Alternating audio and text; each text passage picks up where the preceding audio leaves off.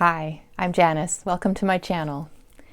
Today I was thinking I'd like to talk a little bit more about the medical system and specifically Western medicine as a whole, actually. So the Canadian system, the American system, I'm sure the British system, and I would guess Australia, New Zealand, a lot of places like that are very similar. So what I'm noticing more and more as I see what's happening in the world and what modern medicine is doing right now, it's just so abundantly clear that there is so much corruption happening. No wonder we can't trust the medical system to deal with our chronic conditions. All they're doing is making money off of us. And I'm, again, not saying that all medicine is bad or that all the people that work for drug companies are evil or anything like that. I'm just seeing that the drug companies seem to rule everything in the medical system. So that's why we have this constant problem with doctors just prescribing certain medications or only giving you a very limited number of options to deal with your health, when there are other more holistic things that you could do that would supplement or even be a better option completely than what modern medicine is offering us. So again, there are things that are good about the medical system. You know, things like the paramedics helping with something like a heart attack or an accident or something like that. That's really helpful, and I am thankful for that. But when it comes to dealing with chronic health issues and things that drastically affect your quality of life, what I'm seeing is that modern medicine just does not cut it.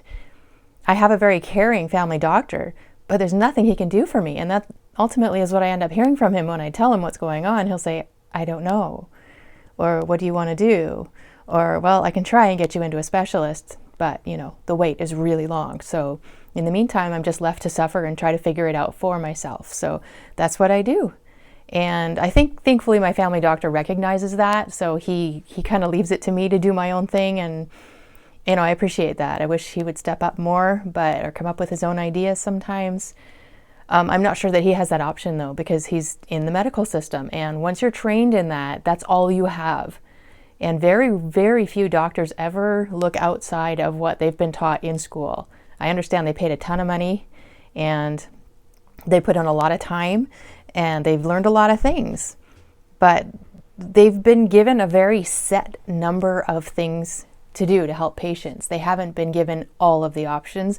And in fact, they've been discouraged from learning them. I understand they learn almost nothing about nutrition or supplements or other kinds of treatments that could be helpful, like even something like massage therapy or different kinds of exercise, or they're very limited on all of that. And so ultimately they just leave it to us to figure out. They might say, yeah, watch your diet and get some exercise, but that's not really a very helpful thing. You know, if you don't know where to start, or you do the wrong kind of exercise like I was doing, using an elliptical, which is really bad for you. Nobody told me that. Once I told my doctor and my physiotherapist that I had been using elliptical, then they said, oh no, don't use that. They were like, oh no, don't use that. That's bad for you. So nobody told me. I used it for years and had no idea. So that's just one example.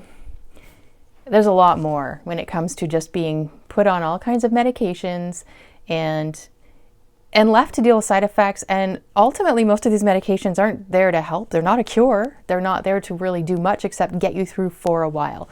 And they often do a lot more damage to your body along the way. So ultimately, I think what we really need to do is look for other options. And we really just collectively, as patients, need to find different ways of doing this. Now, you may have noticed from other things that I've said that I'm not into the spiritualism that gets involved in holistic treatment sometimes, Reiki and things like that. I have no interest in playing with the spirit realm in that.